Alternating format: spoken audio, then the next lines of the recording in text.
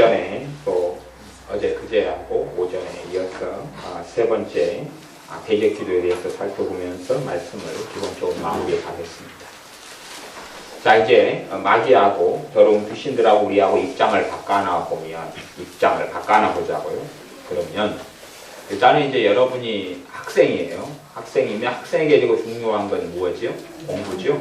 그러면 학생은 언제 공격당할 것을 예상해야 되죠? 공부하시죠. 그런 거죠. 그래서 공부하는 게 집중이 안 되고 산만하다 보면 기본적으로 뭐 그것을 이제 90% 이상의 확률이다 보기는 어렵지만 그래도 반절 이상의 확률은 충분히 될 수 있다 하는 것이에요. 내가 하는 특별히 학생이면 공부처럼 내 삶 속에 살아가는 영역의 나의 약점, 내가 가진 부분이 약점이다. 그러면 그 부분은 집중 공격 대상입니다. 건투 선수가 서로 건투를 하면 실력 있는 건투 선수일수록 상대방이 어디가 약점이구나를 먼저 파악하고 그 약점을 공략을 합니다. 씨름 선수도 마찬가지죠. 상대방을 씨름하다 보면 상대방이 무엇에 약하다. 그러면 그쪽을 공격해서 상대방을 이기는 것처럼 더러운 귀신들은 우리의 삶 속에 주변이나 또한 오랜 세월 함께 살아왔기 때문에 내 삶의 약점을 알고 있어요. 약점은 항상 공격 대상일 수밖에 없습니다.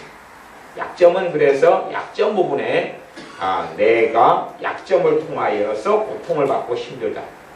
내가 분노의 문제가 있다 그러면 공격은 어디에서 기본적으로 받을 수 있어요? 분노 문제죠. 분노 문제. 그래서 그런 부분에 대적 기도가 필요합니다. 예수님의 이름으로 귀신의 역사는 물리쳐고 하는 거예요. 한참 물리쳐고 하는 거예요.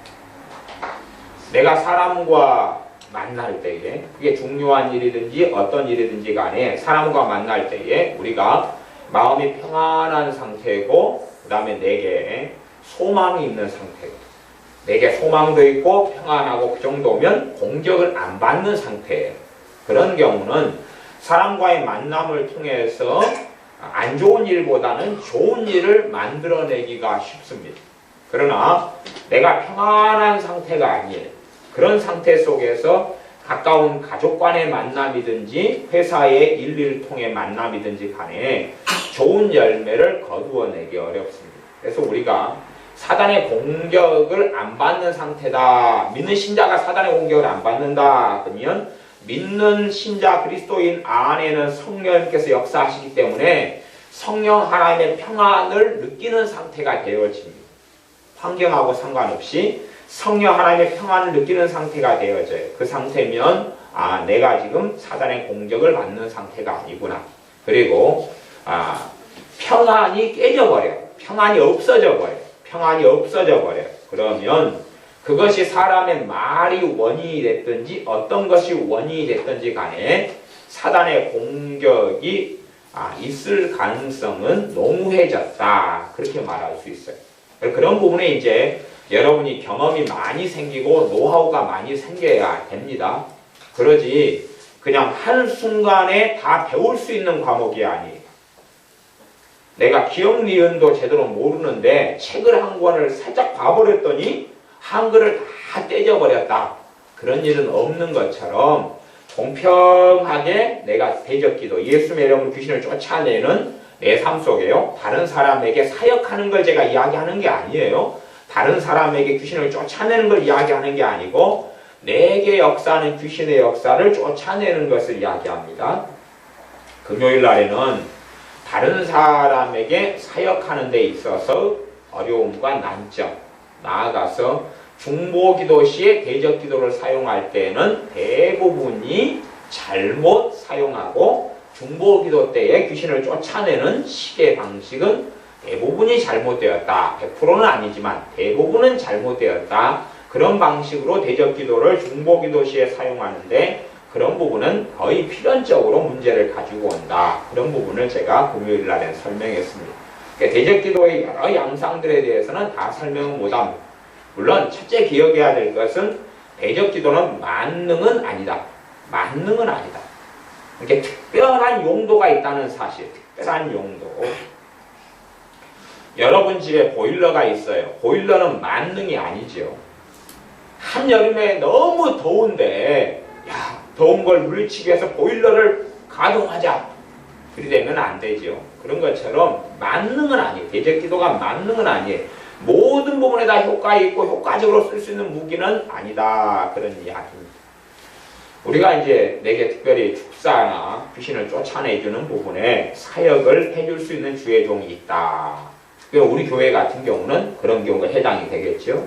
그런 경우에는 내게 뿌리 깊게 들어와 있는 귀신의 역사를 물리치는 데 효과적이에요. 뿌리 깊게 들어와 있는 귀신의 역사를 물리치는 데 효과적이지만 거기에는 전제 조건이 필요합니다. 전제 조건은 뭐냐 그러면 뿌리 깊게 들어와 있다는 것은 뿌리 깊게 반복적으로 공격을 많이 당했고 그것을 통하여 나는 죄를 많이 지었다는 이야기입니다. 절망으로 공격을 당하면 나는 절망하잖아요. 그게 죄를 짓는다 그 말이에요. 근심으로 공격을 당하고 나는 근심을 많이 해요.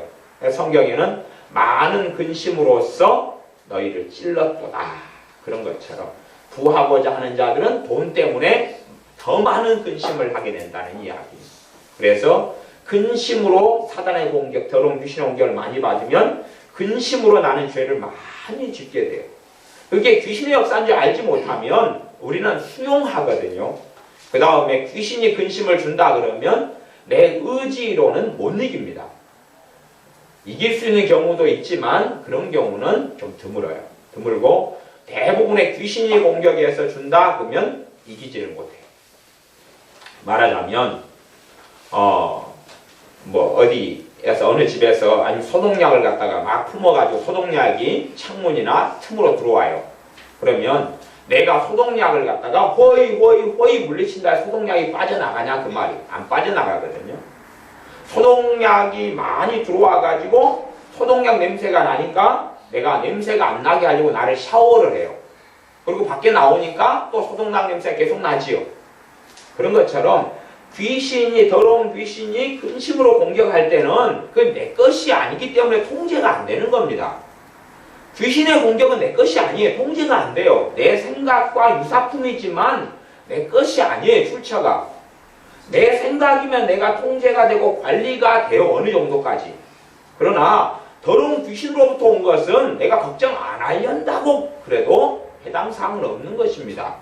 더러운 귀신으로부터 분노가 솟아나면 내가 성기를 안 내야지 그래도 그거다 해당 사항이 없는 것이에요. 그래서 더러운 귀신으로 역사 나타나는 것들이면 내가 예수님의 이름으로 물리쳐야 돼요. 여러분이 근심이다 그러면 근심의 경우에도 여러분이 예수님의 이름으로 여러 근심의 상황 속에서 대적 기도를 해보셔야 돼요. 해보신 다음에 노하우가 쌓이고 경험이 쌓이다 보면 분별력이 생겨나요. 이쪽에는 귀신이 공격하는 근심이고 이건 내가 하는 것이고 그리고 이 근심이 생겨나는 것은 성령님으로부터 온 것이니까 기도하라는 부분에서 근심이 오는 거고 하면서 이제 분별력이 증가해 가야지 제대로 되는 거다 그 말. 그것은 제가 어떻게 설명하는 걸로 다루어 드릴 수가 없어요. 하는 걸 제가 설명해 드릴 수 있어도 미묘하게 2인분, 3인분, 4인분, 2.5인분 그 물량을 제가 어떻게 말로 설명해 드릴 수 있느냐 그 말이에요. 단지 그냥 찹쌀로 하면 물을 더 넣으셔야 됩니다. 더 마른 쌀은 습기가 더 적기 때문에 물을 더 넣으셔야 됩니다. 원론적인 이야기는 해드릴 수 있지만 찹쌀을 지금 밥하는데 쌀에다가 50%를 더 넣었어요. 거기에는 물량을 얼마나 해야 될까요? 그럴 때 저는 그런 부분까지 어떻게 미세하게 설명해 드릴 수가 없어요. 그래서 대적 기도하는 삶을 여러분이 많이 살아보신 다음에야 이쪽 근심은 이게 마귀가 공격하는 거 맞네. 왜? 물리쳐보고 쫓아내보니까 없어져 버리거든요. 없어져 버려. 마귀가 근심을 많이 줘가지고 근심이 많은 상태에서 기도를 해요. 기도가 잘 될까요? 안 될까요? 기도 안 됩니다. 기도 안 돼요. 제가 예수 믿는 사람을 만나봤더니 마귀가 두려움을 줘요. 마귀가 근심을 줘요. 그래가 주여 그렇게 기도해요. 어리석은 사람들입니다. 먼저 귀신이 주는 두려움과 근심을 쫓아낸 다음에야 믿음으로 기도가 가능한 것이에요. 믿음으로 기도 가능한 것이에요. 귀신에는 근심이 많이 들어와가지고 마음속에 막 그냥 꽉 차요. 중치가 막힐 때까지, 숨도 안 쉬어질 때까지 막 공격을 받아요. 그 다음에 하나님 너무 힘들어요. 너무 걱정돼요. 어쩌면 좋아요. 그래. 우리의 자녀를 더러운 귀신이 공격하려 그러면 자녀의 첫 번째 믿음 있는 부모라면 자녀를 공격하기 위해서 해야 되는 방어물 중에 하나는 믿음 있는 부모가 공격을 먼저 받아야 돼요. 자녀에 관련돼서 자녀가 믿음이 있어요. 부모가 믿음이 있어요. 믿음을 통해서 지금 하나님께서 내 자녀를 지키고 보호해 줄 거라는 믿음이 있어요. 믿음이 있어요. 그러면 그 자녀를 공격을 하려면 이 부모를 먼저 터치를 해야 돼요. 최소한은 마음껏 공격하려면 부모에게 자녀의 문제에 대한 근심과 두려움과 염려로 공격을 먼저 해서 거기에 부모가 넘어가면 그 다음에는 자녀를 마음껏 공격할 수 있어요. 지금 자녀에 대한 걱정과 염려로 부모가 처벌했잖아요. 그러면 부모의 신앙과 믿음이나 중보기도라는 건 자녀에게는 아무런 효과가 없어요. 아무런 효과가 없어요. 이게 자녀는 밥이에요. 마귀 밥이에요. 그 자녀가 자기 믿음으로 서 있는 경우라면 이제 자기 믿음도 중요한 관건이 되겠지만 그렇지 않는 경우에 부모는 믿음의 사람이고 부모가 자녀를 위해 기도하고 그러면 부모가 자녀의 일과 문제 때문에 마귀의 공격을 근심이나 염려나 불안으로 당하느냐 안 당하느냐 당할 때에 대항하고 대적해서 물리쳐버려서 자녀를 위해서 평안으로 믿음으로 기도할 수 있다 그러면 자녀의 대부분의 문제를 어느 정도까지 부모의 믿음과 중보기도로 막을 수가 있어요. 근데 그렇지 않은 경우는 부모가 자녀를 생각할 때 근심만 돼요. 믿음으로 확신이 생기지 않고 근심만 되고 염려만 돼요. 그런 경우는 부모의 믿음으로 부모에 나아가서 중보기도로 자녀를 지키는 것과는 별로 상관이 없어요. 그래서 자녀 문제에 대해서 근심과 불안과 두려움을 사단은 주고 거기에서 부모가 넘어가 버리면 그 공격을 많이 받으면 지금 자녀 문제만 가지고 이야기한다면 물론 자녀 문제에 대한 중보기도에 대한 모든 것을 제가 설명하는 게 아니고 지금 대적기도에 대한 부분만 제가 지금 조그만 부분만 이야기하는 것입니다. 그렇게 내가 자녀에 대한 근심이 들어와 버려서 그것을 내가 대항하고 물리쳐서 평안한 가운데 그러나 영적으로는 지금 내 자녀를 더러운 귀신이 공격한다는 것까지는 감지할 수 있어요. 그러면 자녀를 위해서 기도는 하고 대신에 자녀를 위해서 근심과 불안과 염려 속에는 안 들어가야지 내가 자녀를 위해서 하는 기도에 최소한의 열매를 거둘 수 있어요. 하나님으로부터. 그러나 자녀에 대한 근심이 내 마음속에 많이 있는 상태 속에서는 내가 공격을 많이 받아버린 거예요. 사단의 공격을. 그러니까 내게 남아있는 것은 응답이 아니라 죄만 남아있어요. 하나님께 응답받는 게 아니라 내가 하나님께 지은 불신앙의 죄만 남아있어요. 그래서 하나님께 기도는 하지만 뭔만 이야기하냐면 불신앙만 이야기해요. 하나님께 기도하지만 내 근심만 이야기해요. 내 근심만 이야기하고 두려움만 이야기하고 불안만 이야기하고 한탄만 이야기하고 서글픔만 이야기하지 믿음을 이야기하지 않아요. 하나님께서는 야고보서 1장 말씀에 너희가 믿음으로 기도하지 아니하면 하나님께 아무것도 응답받을 생각도 하지 말아라. 그걸 우리식으로 말을 제가 바꾼다면 꿈도 꾸지 말아라. 하나님께 응답받을 꿈도 꾸지 말아라. 너희가 의심하고 너희가 안에 믿음이 없는 상태 속에서 기도하는 것은 그 무엇이든지 죽게 받을 줄로 생각도 말하라 그랬습니다. 사람들은요 성경에는 관심을 안 가집니다. 성경은 관심을 안 가지고 내가 기도했으면 하나님은 무조건 응답해야 한다고 생각해요. 내가 기도했으면 하나님은 응답할 책임이 있다고 생각해요. 그러나 하나님은 하나님 말씀을 어기지 않습니다. 하나님은 하나님의 말씀을 어기지 않아요. 하나님께서 너희가 의심으로 구하고 물결치는 요동치는 그런 물결처럼 의심하고 의심한다는 이야기는 믿음이 없다 그 말이에요. 불신앙 속에서 근심과 염려 속에서 있는데 무엇을 받을 줄을 생각지 말라 해놓고 의심하고 불안하고 근심하는 가운데 하나님께 기도했어요. 하나님은 그래도 응답해 준다 하면 하나님은 진리의 하나님이 아니다 그 말이에요. 하나님은 거짓말장이다 그 말이에요. 하나님은 거짓말장이가 되실까요? 안 되실까요? 안 되십니다. 하나님은 거짓말장이가 안 되십니다. 절대 거짓말장이가 안 되십니다. 그렇기 때문에 내가 근심과 염려 속에서 근심을 토해놓고 염려를 토해놔봐야 아무런 열매가 없습니다. 하나님은 거짓말장이가 아니시고 하나님은 진리의 하나님이시기 때문에 그렇습니다. 그래서 마귀의 공격을 내가 내 남편에 대해서도 당해버리면 남편에 대해서 불안하고 염려만 될 뿐이지 염려 가지고 기도할 뿐이지 믿고 맡기고 기도가 안 돼버려요. 아내에 대해서도 그렇고 자식에 대해서도 그렇고 돈 문제도 마찬가지입니다. 돈 문제에 대해서 내게 뭐가 와야 되냐면 믿음이 먼저 역사해야지 하나님이 경제 문제에 관여하시고 도와주시는 걸 누려요. 무엇이 먼저 역사해야죠? 선은 믿음이에요. 세상에서는 세상 사람들은 말하자면 기도가 없고 하나님을 숨기지 않아도 돈 문제가 풀려져 가요. 세상 사람들은 그렇게 살아갈 수 있어요. 그러나 하나님의 사람들은 이 땅의 삶 속에서 돈을 더 많이 벌고 더 많은 복지를 원하고 하나님 주시는 게 하나님 뜻이 아니에요. 이 땅의 삶 속에 어떻게 하면 예수님을 더 닮을까? 어떻게 하면 예수님과 동행하는 삶을 살까? 하나님을 기쁘시게 하는 삶을 살까? 어떻게 하면 더 거룩해질까? 하는 것이 하나님의 관심사이기 때문에 이 땅에 먹고 마시고 입고 살아가는 삶을 통해서 하나님은 하나님의 자녀의 믿음을 성장시키기를 원하시고 기뻐하십니다. 그렇기 때문에 내 경제 문제와 돈 문제라 해서 하나님은 거기에 무조건적으로 관여하시거나 응답하시는 방법을 취하시지 않습니다. 결코 그렇게 되지 않습니다. 그래서 기본적으로 내 돈 문제에 하나님이 관여하실 수 있다면 내게 무엇이 먼저 있어야 되냐면 선 믿음, 선 확신, 믿음의 열매 중에 하나는 확신이고 담대함이에요. 믿음이 역사하면, 불이 역사하면 뜨겁죠. 불이 활활활 타오르면 뜨거울 거 아니에요.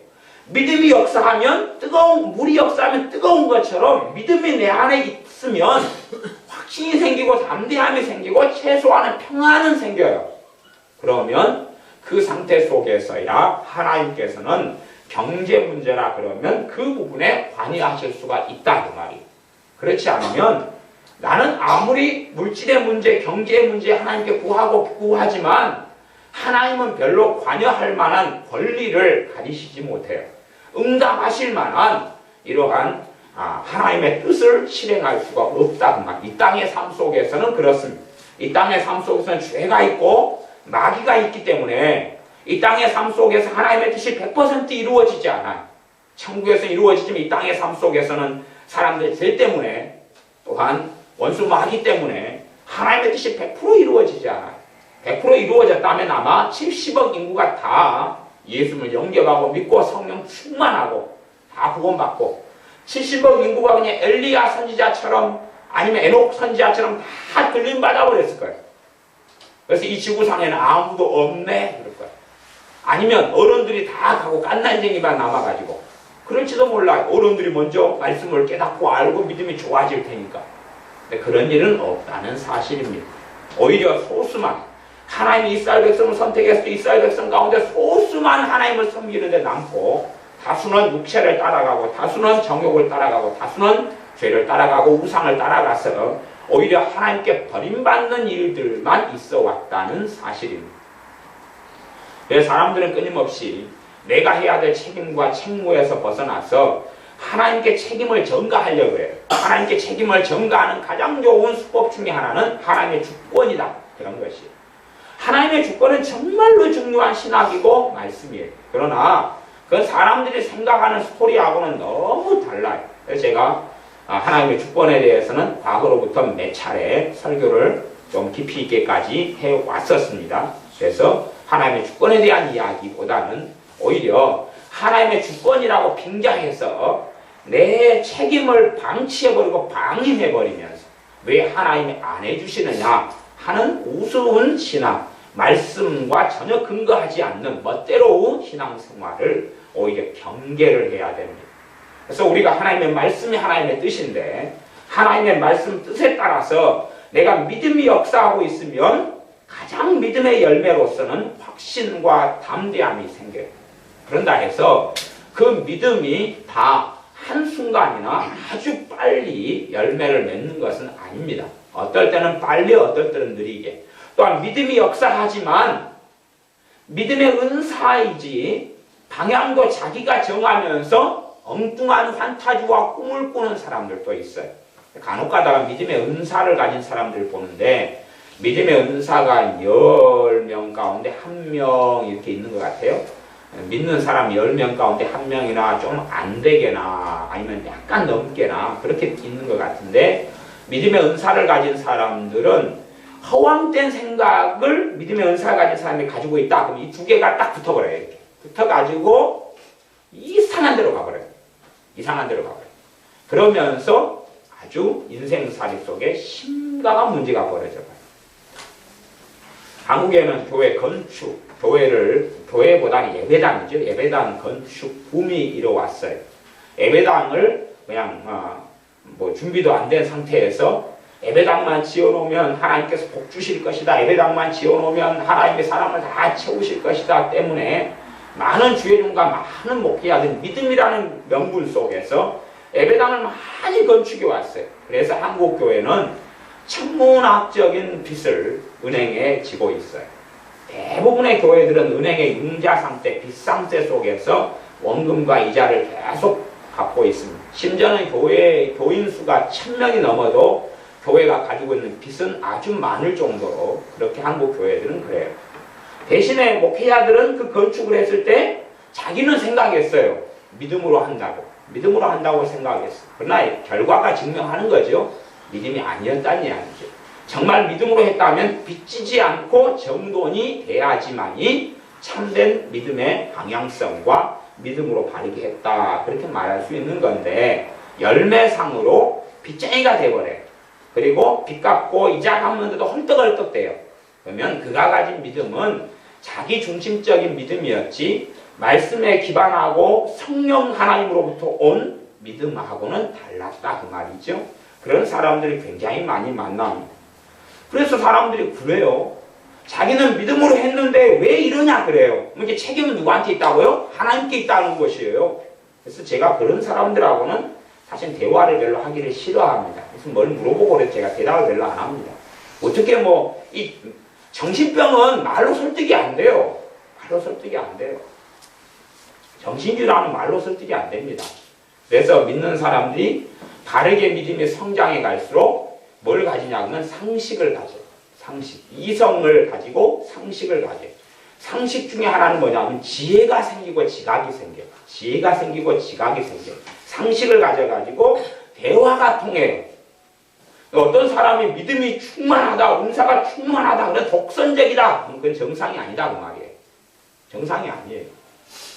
정말 어떤 사람이 믿음이 충만하다 그러면 어떤 사람보다도 포용력이 더 많고 용납도 더 많이 하고 시야도 넓고 그리고 함부로 판단하거나 정죄하거나 비난하지 않고 수용력이 아주 좋고 통찰력이 좋고 그리고 지혜가 많아요. 그렇기 때문에 말이 더 통하죠. 말이 더 통해. 대화가 더 통해요. 그러니까 여러분들이 하나님을 깊이 있게 누가 알았다 그러면 그 사람의 특성은 지혜의 사람이 됩니다. 왜? 하나님은 지혜로 역사하셨기 때문에 지금까지. 그래서 이 땅의 기초도 지혜로 놓았다. 지혜로 온 세계를 창조하셨다. 그의 말씀으로 또 때로는 지혜로라고 잠언이 말씀했어요.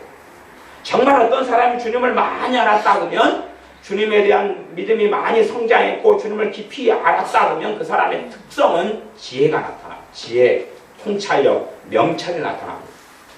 그런데 그 세상의 학문하고는 지금 다른 이야기입니다. 다른 이야기. 근데 어떤 사람이 주님을 제대로 알지 못했다 그러면 그 사람이 아무리 은사가 있고 아무리 믿음이 대단하다고 할지라도 그것은 지푸라기나 헛된 것이나 어리석은 것이 되고 독선적이고 자기 고집만 있고 아집만 있고 말은 안 통하고 그런 사람으로 남습니다. 주의 종이 그렇다면 그 사람은 바른 믿음의 여정과 과정을 걸은 사람이 아니다. 그렇게 말할 수밖에 없어요. 그래서 참 독선과 편견과 고집과 아집을 강하게 가진 사람들은 골치 아픈 사람이다. 그 사람이 예수를 믿고 중직자가 됐다. 그러면 아주 말할 수 없이 골치 아픈 교회나 신앙생활의 암적인 존재가 되고 맙니다. 성령 충만한 사람이 아니에요. 암적인 존재가 되고 말아요. 초대교회 7 집사님으로 믿음이 충만하고 지혜가 충만하고 성령 충만한 7 집사님을 세웠습니다.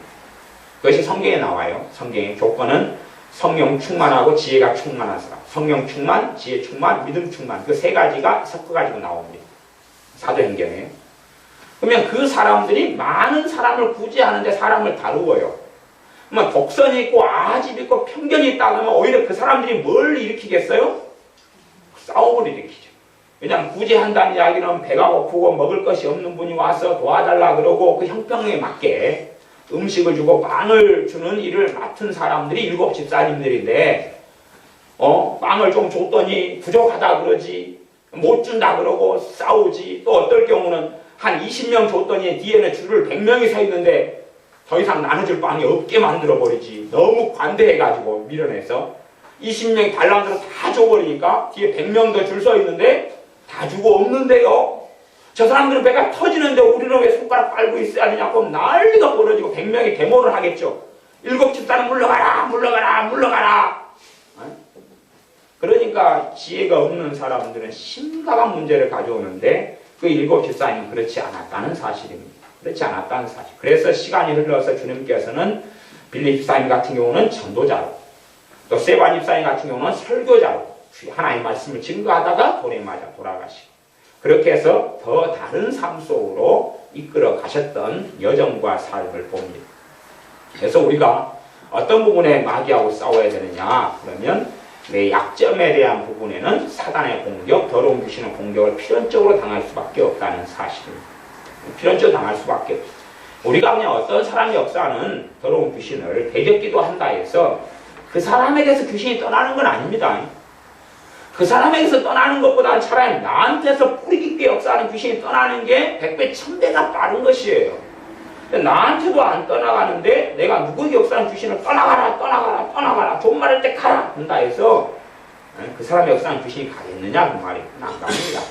안 가요. 그래서 뿌리 깊게 역사하는 귀신의 역사의 부분에서는 하나님과 내 관계에서 내가 회개해야 할 부분을 회개하면 주의 종이나 은사를 가진 사람들이 귀신의 부분을 쫓아내주기가 너무 쉬워요. 너무 쉽고 편해요. 뿌리 깊은 부분은 그래요. 그래서 쉽게 걸어갈 수 있고 빠른 시간 동안 시간을 단축해서 해결해 갈 수가 있습니다. 그런데 사람들이 하나님과 내 문제에 있어서 나는 문제가 없다. 나는 문제가 없다는 사람들은 정말 처리하기가 어려워. 사람들을 만나면 더러운 귀신의 역사가 그 사람의 인격, 생각, 마음, 감정 속에 깊이 있게 파고 들어와 있어요. 굉장히 깊이 있게 파고 들어와 있어요.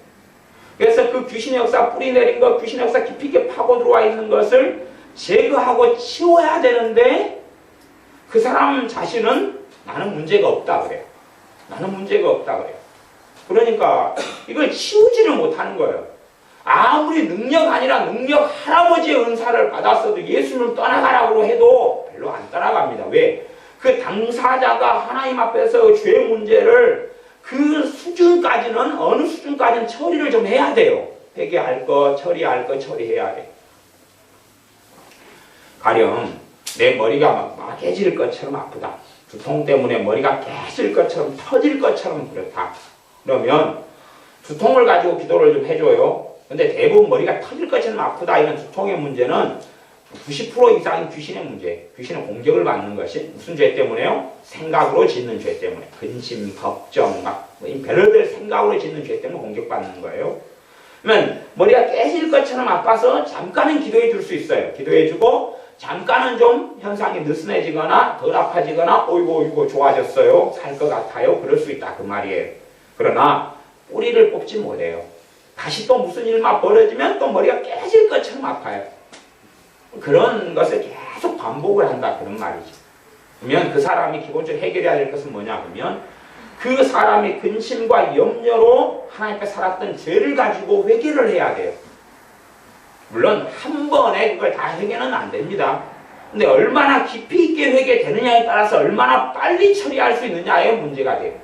바르게 그런 부분에 예수의 이름으로 쫓아내줄 수 있는 축사 사역을 바르게 하는 교회나 주의 종이 있다 그러면 그게 주의 종이 다 처리할 수 있는 문제가 아니라 그 사람하고 하나님의 관계 속에서 그 사람이 그런 부분에 생각으로 지은 죄다 그러면 그 부분을 가져가서 하나님께 가지고 나아가서 회개하고 얼마나 정리한 것만큼 그리고 그것이 심각하다 그러면 내가 회개할 때 귀신은 뭐 하겠어요? 발작을 하죠. 심각하면 발작을 해요. 그러니까 회개를 좀 하면 머리가 더 깨질 것처럼 얼마 전에 안 아프다가 아프기 시작해버려요. 니 하지 말라고 그 기도 니 하지 말아라.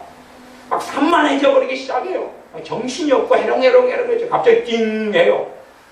종으로 한 대, 타종으로 할 때 큰 나무짝지를 띵 하는 것처럼 한 대 맞은 것처럼 멍해요. 갑자기 회개하는데 그런 식으로 일광 발작이 일어나요. 그러면 이놈이 숨어 있구나. 그걸 알 수 있지요. 그래서 그런 과정을 거치면서 예수의 이름으로 그 부분의 귀신의 역사를 쫓아내 줄 때에 빠르게 할 수는 있어요. 빠르게 효과적으로 빨리 할 수는 있어요.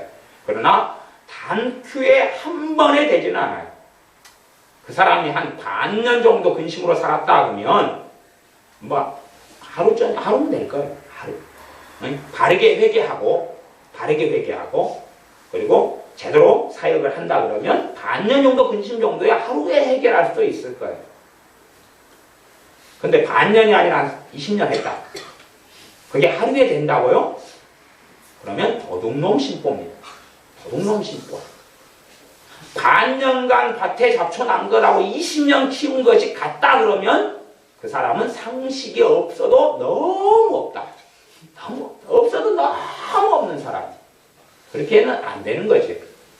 30년 잡초밭을 키웠다. 근데 그것이 3일 키운 것하고 같다고 생각하면 그러면 너무 상식이 그 사람도 없는 사람입니다. 그래서 오래된 거기 때문에 시간이 걸려요. 그러나 평생 안고 가야 될 문제도 아니고 해결해가지 못할 문제도 아니에요. 그럼 내가 이제 두통 문제다. 두통 문제 같은 경우는 마귀 역사가 많다고 제가 설명을 해왔었고 그리고 어떻게 다루어야 될지를 1년에 그래도 한 차례 정도씩은 제가 설교해왔다고 생각해. 이쪽 저쪽에 끼어들어가지고 이야기했지만 우리 교회 식구다고 가정하면 3년 전에 그 설교를 들었어요. 두통의 정도나 머리가 깨질듯이 아픈 정도가 3년 후인 지금하고 똑같아요. 그러면 요 태백이로 먹어야지 정상입니다. 요걸 태백이로 먹어야 돼. 3년 정도면 아무리 심해도 다 정리할 수 있어요. 3년 정도면 아무리 심해도 정리할 수 있어요. 어쩌다가 공격당하는 거 말고 뿌리 깊은 건 뿌랭기를 뽑아버릴 수 있어요. 밖에서 공격하는 것이야 내가 대적하고 싸워야 되는 부분이지만 뿌리 내려 있는 것은 3년 정도면 대부분 정리할 수 있어요. 30년 묵은 거라도. 아니면 그냥 좀 정말로 그냥 좀 불성실했다. 그래도 3년 전보다 한 3분의 1밖에 수준이 안 되네. 3년 전에는 머리가 터질 것 같았는데 지금은 복잡한 정도네. 그 정도로 약화되어 있어야지 맞는 것이. 바르게 말씀을 듣고 순종하고 회개했다면 사람들은 하나님께 순종하기를 원치 않습니다. 그래서 성경은 야고보서 4장 7절은 그런즉 너희는 하나님께 순복할지어다. 순복은 순종입니다. 하나님께 순종해라 그러죠. 순종해라. 아니 믿어라 그러는 것은 믿는 것이 순종 아니에요? 그죠? 회개하라는 것은 회개해야 순종 아니에요? 순종을 하지 않아요. 마귀를 대적해라 그러면 뭐 해야지 순종이에요? 대적해야 순종일 거 아니에요? 순종은 안 해요. 그리고 순종을 뭐라고 생각하는지 모르겠어요. 예배에 참석하는 게 순종. 앉아가지고 밥 먹을 때 기도 좀 하는 게 순종. 주정금 내고 헌금 내는 게 순종. 순종은 말씀에 순종하는 게 순종이라니까요. 주정헌금은 내란 이야기가 우리 교회에도 여러분들 내시고 저도 내지만 말씀에 주정금 내란 게 있어요? 없어요? 없어요. 헌금하라는 건 있어도 보물을 하늘에 쌓으라는 건 있어요. 그러나 주정헌금을 내라는 건 없어요. 그러니까 그것은 우리가 자원함으로 내면 하나님이 기뻐하실 거예요. 그러나 순종의 항목 속에는 그걸 들어간다 보기는 어렵다 그 말이에요. 또 1000번째 헌금 같은 건 제가 또 주중에 말씀드렸죠.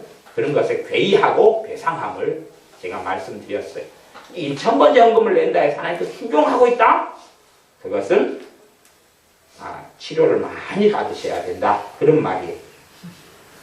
1000번째를 하려면 화끈하게 솔로몬이 성전을 봉헌한 다음에 12,000마리 바친 것처럼 12,000번째를 바치는 게 좋지.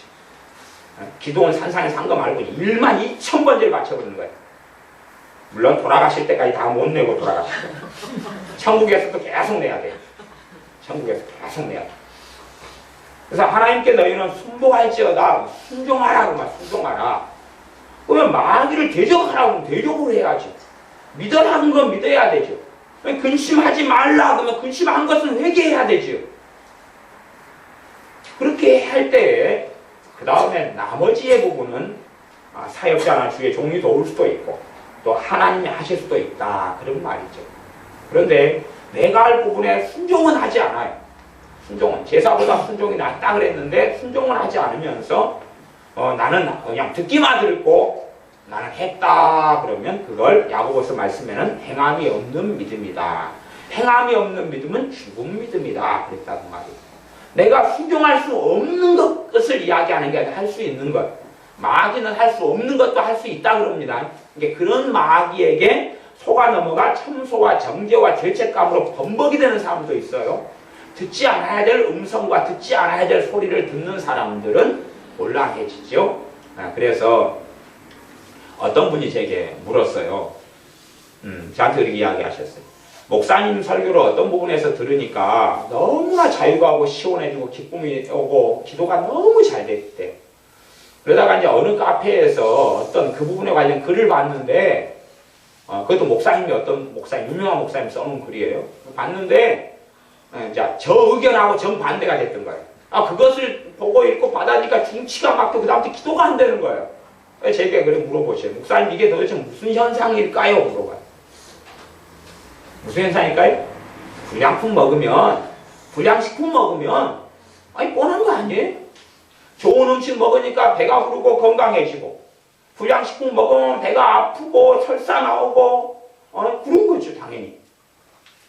근데 그걸 어떤 현상일까요? 물어봐서 참 저도 사실은 상식적인데요. 불량식품 잡수신 건데요. 그런 이야기는 안 했어요.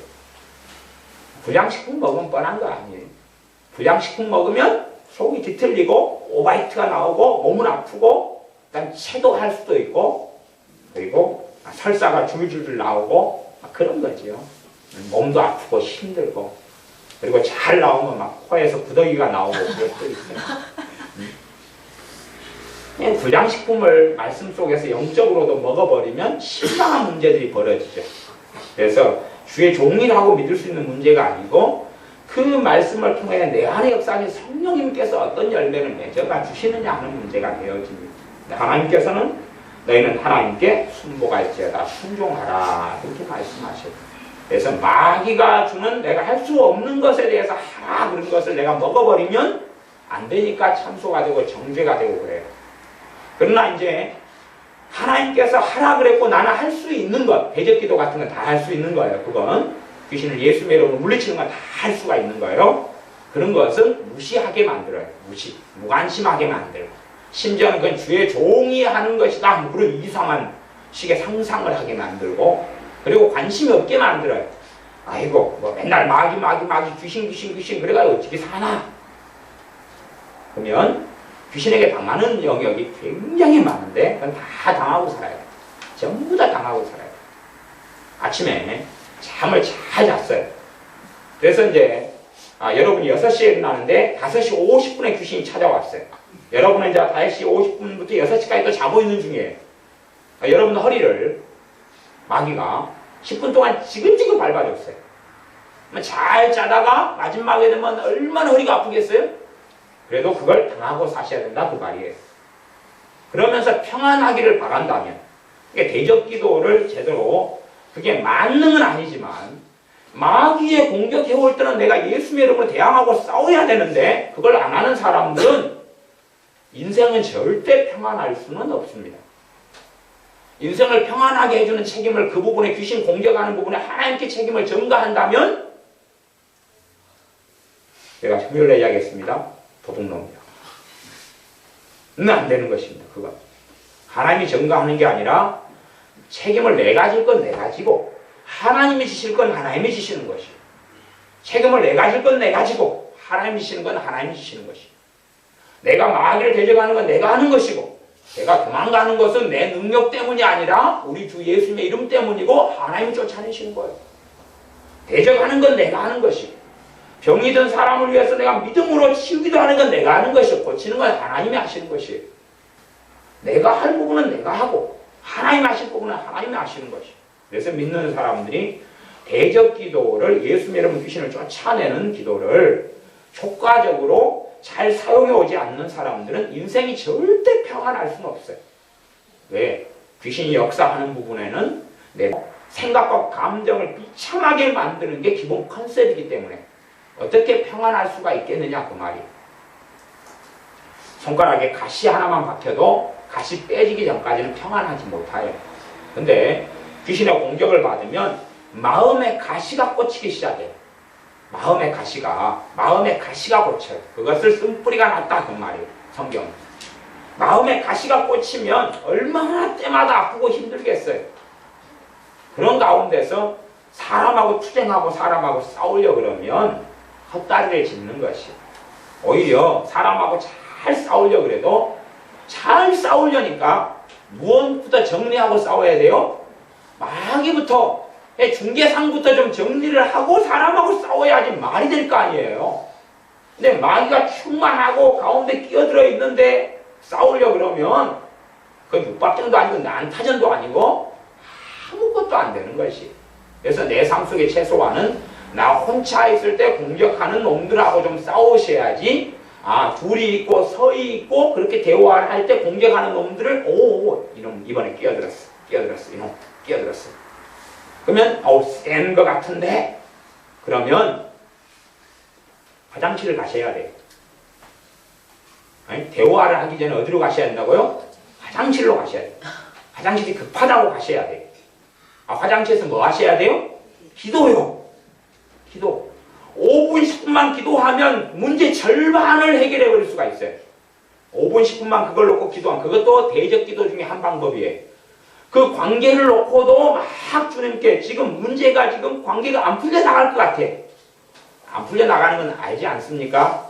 대화를 좀 해보면 여러분도 인생에 다 연륜이 있으시기 때문에 대화를 하면 막 탕탕 막 부딪히는 거, 그냥 튀겨나가는 거, 상대방이 말해도 짜증나고 성질나고 내가 말해도 말을 하기가 싫어버려. 막 그런 것들, 말은 해야 되는데 말하기도 싫고 듣기도 싫어버리고 막 그러면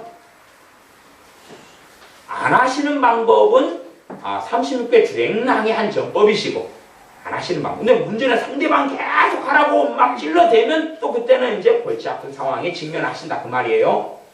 근데 가장 효과적인 방법 중에 하나는 화장실로 가셔가지고 그걸 놓고 5분만 10분도 괜찮아요. 뭐라 그러면 변비인간네 그러면 돼요. 한 5분만 2, 3분도 괜찮아요. 2, 3분만 여러분이 그걸 하셔야 돼요. 대화를 해보는데 보통 때 같지는 않아요. 여러분이 간에 언니하고 대화를 하는데 평상시에는 편안했어요. 잘 서로 말 안 하고 좋았어요. 근데 유달리 좀 서로 간에 기분 나쁘고 말을 했는데 기분 나쁘게 들려오고 내가 말을 했는데 상대방이 기분 나쁘게 듣고 일이 벌어지면 빨리 전화를 끊고 조금 더 전화한다 그러고 어디로 가셔야 돼요? 화장실로. 그리고 거기에서 1, 2분, 2, 3분만 기도해도 그것 때문에 반나절간 속상하고 하루 동안에 계약하러 갔는데 그거 안 돼버리고 그 다음에 그냥 다시 내가 당신한테 다시는 전화 하나 봐라. 꼴도 안 보겠다고 독심을 품다가 또 한 달 뒤에 아쉬우니까 또 전화하고 그런 경우는 없어진다 그런 말이에요. 근데 사람들이 사단이 사람하고 사람만 있을 때는 그 사람이 문제가 있고 악한 정도고 그런 정도만 문제가 돼요. 근데 가운데 마귀가 끼어버리면 일단 공격 대상이 나도 포함되기 때문에 내 마음의 상태가 정상이 안 돼요. 막 흥분 상태로 가 있든지 호르몬 이상 분비 상태처럼 느껴지거나 내 마음에 안정이 없어요. 머리도 복잡하고 산만해지고 짜증나고 신경질 나고 기타 등등은 여러분이 많이 경험하셔서 그 현상까지 제가 설명 안 해도 아시잖아요. 제가 무슨 이야기를 하고 있는지. 거기에 싸움에 능숙해진 사람은 화장실까지 가실 필요도 없으세요. 사실은 능숙해지시면 말을 하는 걸 좀 자제하고 들으면서 기도를 좀 하면서 좀 듣고 계시면 마귀역사는 약해지거나 물러가기 시작해요. 제가 능숙해진다는 이야기는 믿음의 증가를 이야기하는 것입니다. 믿음이 좀 자라야지 그래. 믿음이 자라야지 사람하고 대화하고 있으면서도 여러분의 믿음이 강하게 역사할 수가 있어요.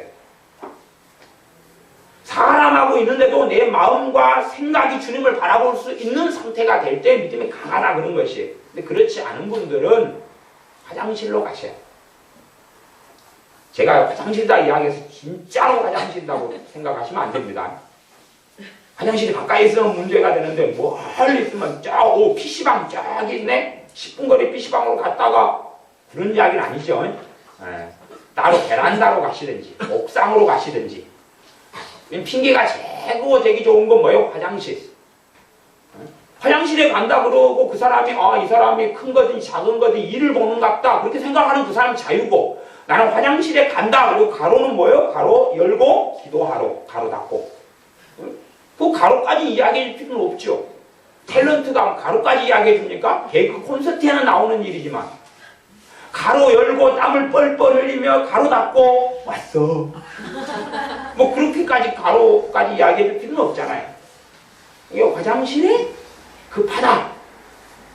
뭐 급하게 하나님께 기도해야 될 상황이다 그런 거죠. 그래서 여러분이 그런 부분에 노하우를 쌓아가셔야 돼요. 경험을 많이 해가시면 신기하네. 신기하네. 그런 일들이 많이 나타나야지 여러분은 지금 잘하고 계시는 거예요. 신기하네. 왜 이렇게 잘 풀리지? 왜 내 마음 상태가 화장실 들어가기 전하고 후하고 다르네? 항상 화장실 들어가기 전과 후는 틀려요, 감정이. 하지만 다른 의미에서 기도하러 가기 전과 후가 달라요. 그 잠깐의 5분의 3분의 기도인데, 제가 이상한 사람들을 많이 하는데 이상한 사람들은 어떻게 하는 줄 압니까? 못 타서 기도해요. 이상한 사람들은 못 타서 기도해요. 못 타서도 우리 동네 사투리죠? 모아서 기도해요. 그러니까 그렇게 기도해야 될 상황을 다 넘겨버리고 3일 만에 1시간 해결돼요? 안 돼요? 그래서 이상한 사람들이다 그래요. 치과를 가시든지 아니면 좀 약도 좀 드시든지 그래야 돼. 모아가지고 거기에서 해결해야 될 것을 갖다가 3일 지난 다음에 주여 찾아뵙겠습니다. 사고 다 쳐놓고 불 다 쳐질러 놓고 3일 만에 하루 만에 1시간 막 30분 막 가져오지 말고 기도할 시간은 5분 10분만 해도 된다니까요. 일 벌어질 때 1, 2분, 2, 3분, 1분, 30초, 2분 처리를 하라니까요, 그걸. 그렇게 해야지. 오늘 저녁에 이 문제까지 기도해야 되겠다? 그리고 실컷 상처받고, 그냥 찔러대고, 마귀 공격이 있어가 똥물 뒤집어 쓰고, 그래가지고 울면서 주여! 그리고 30분은 그날 기도하고. 한국 교회는 좀 그런 스타일이 좀 많습니다. 하나예요. 그래서 생활 가운데 하나님을 찾고 기도하는 것이 별로 없어요. 별로 없어요. 그러니까 정상적인 어떤 신앙생활을 잘 모른다고 싶어요. 정상적인 신앙생활을 잘 몰라요. 옛날엔 기도 문화에 젖었는가, 통성기도에 젖었는가, 그냥 이틀 뒤에 한번 그냥 가서 아싸리 새벽에 가서 세게 해버려야 되겠다, 아니면 밤에 그냥 세게 해버려야 되겠다, 그리고 평상시에 지금 처리해야 될 때 주님을 찾지를 않아요. 평상시에 찾지는 않아요. 그러니까 생활 가운데 쉬지 말고 기도하라, 그것은 24시간 내내 기도하라 그런 뜻이 아니에요. 그건 불가능한 이야기잖아요. 지금 때마다 일마다 주님께 나오라 그 말이거든요. 때마다 일마다 나오라 그 말이 쉬지 말고 기도하라 그 뜻이에요. 근데 오늘 그럼 저녁에 9시에 기도해야지, 내일 또 9시에 기도해야지, 그 사이에 일 벌어진 것들을 어떻게 알거냐 그 말이에요. 그때 이제 뒷북을 칠 거예요. 불 다 난 다음에 이제 그때 주님 원상복귀 시켜주세요. 원상복귀 안 시켜줍니다. 자기가 식목일에 가면 그게 나무식으로 가야죠. 원상복귀 시키시려면. 그래도 원상복귀 되는 시간 많이 걸립니다. 이게 지난 다음에는 원상복귀라는 건 없습니다. 그거. 원상폭격은 있어요. 원상폭격은 머리 박는 거지요. 군대에 기합받는 걸로. 원상폭격은 있어도 원상복귀는 없어요. 그런 거. 그러니까 원상복귀 시켜달라고 때려진 다음에 기도하지 좀 마세요. 그리고 그 상황과 일이 되면 그때 처리하셔야 돼요. 그때 처리하셔야 돼요. 그런 사람이 정말로 생활 가운데 주님의 살아계심을 만나고 체험하는 사람입니다.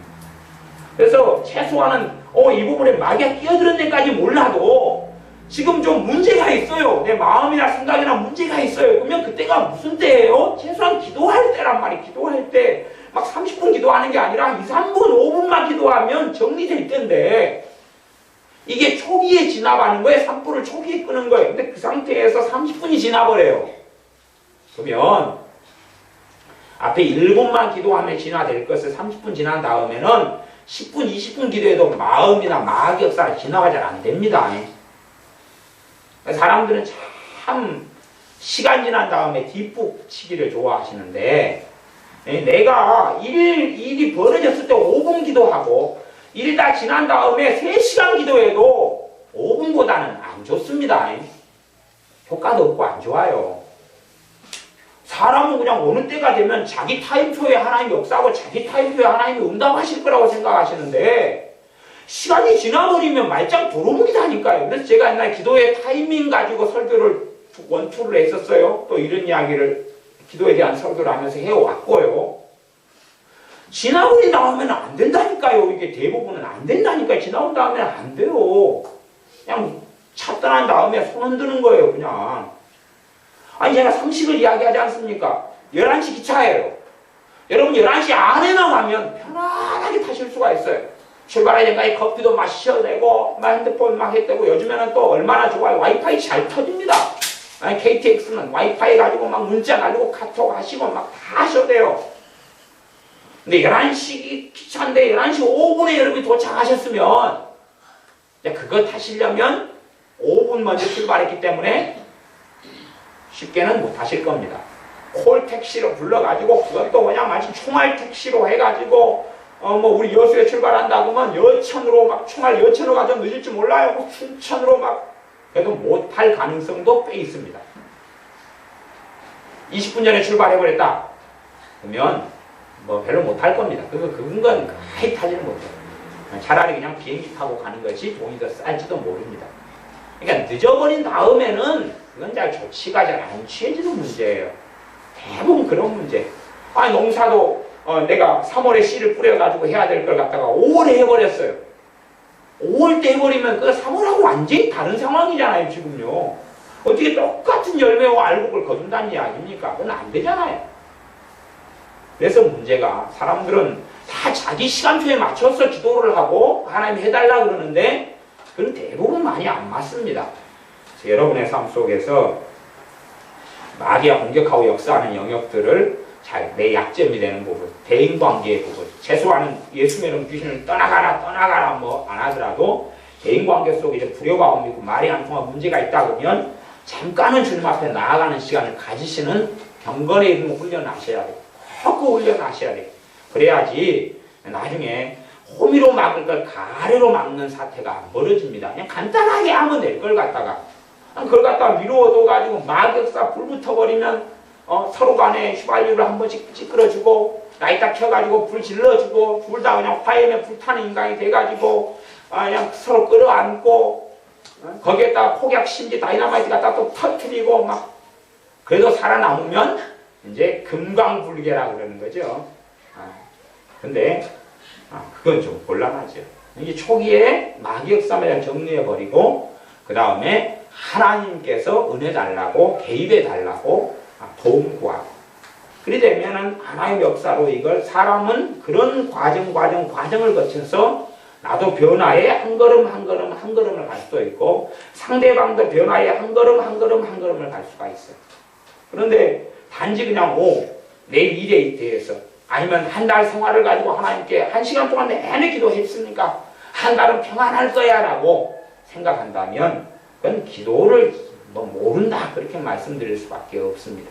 그래서 우리의 삶 가운데 대적 기도를 여러분 여기저기서 해보신 다음에 내 삶 속에서 내 감정의 문제나 약점의 문제나 아까 제가 뭐 생리통 같은 건 예로 들었습니다만은 그렇게 내가 신체적이나 어떤 부분에서 공격을 잘 받아요. 그런 부분에서 여러분이 물리치고 대항을 해보시면 그런 부분에서 자유가 찾아오시기 시작합니다. 그래서 예수를 믿는 사람들이 진리를 알지니 진리가 너희를 자유케 하리라. 하나님 말씀을 깨달아가고 알아가고 말씀을 체험해 갈수록 말씀에 순종해가고 알아갈수록 내게 자유함이 점점점 찾아오는 게 믿음이 성장한 사람들이 누리는 것입니다. 근데 내가 자유함을 누리는 영역이 별로 없다. 항상 내 안에 불안이고 낙심이고 절망이고 좌절이고 비참함이고 서글픔이고 두려움이고 몸이 아프고 고통스럽고 살기 싫고 그렇다면 나는 하나님을 제대로 알지 못하는 것이고 진리 안에 거하지 않는 것이고 진리의 말씀을 제대로 알고 사는 게 아니에요. 그런 사람들이 언제 주님 오실까요? 난 천국을 소망합니다. 그렇게 해서 천국을 갈는지 몰라요. 이 한마는 이 세상 언제나 마감할까? 그래서 옛날에 불러왔잖아요. 노래를.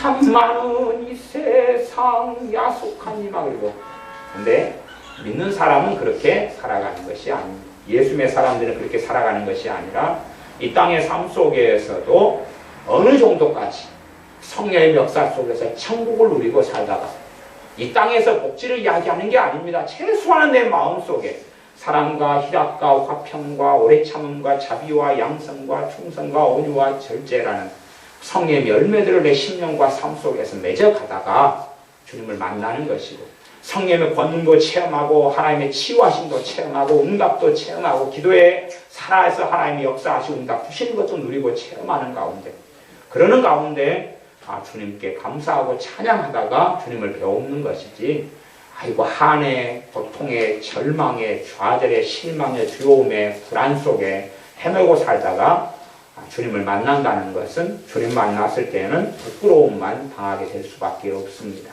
기도하겠습니다. 아버지 하나님, 우리의 삶 속에 하나님께 순종해야 될 것을 꼭 순종하게 하시고 또한 원수 마귀의 역사가 끼어드는 부분들에 있어서 우리가 초년의 부분에는 다 분별하고 알지 못하지만 여러 부분들마다 우리 주 예수님의 이름으로 대적하고 물리치고 싸워봄을 통하여서 우리의 믿음이 성장하게 하시며 놀랍게 어떠한 일들이 달라지고 나아가서 우리의 마음과 신념과 생각이 달라지고 자유케 되는 그러한 일들을 보게 하여 주셔서 모든 것에 만능이 대적 기도가 아니지만 그러나 많은 부분에 우리 주 예수님의 이름으로 물리침으로 더러운 귀신을 물리침으로 하나님의 자녀의 권세를 누리고 체험하게 하시고 더러운 귀신들이 오는 사자같이 두루다니며 산길자를 찾는 이때에 오히려 우리가 싸워 승리하고 이기는 영적 군사가 되게 하여 주시옵소서.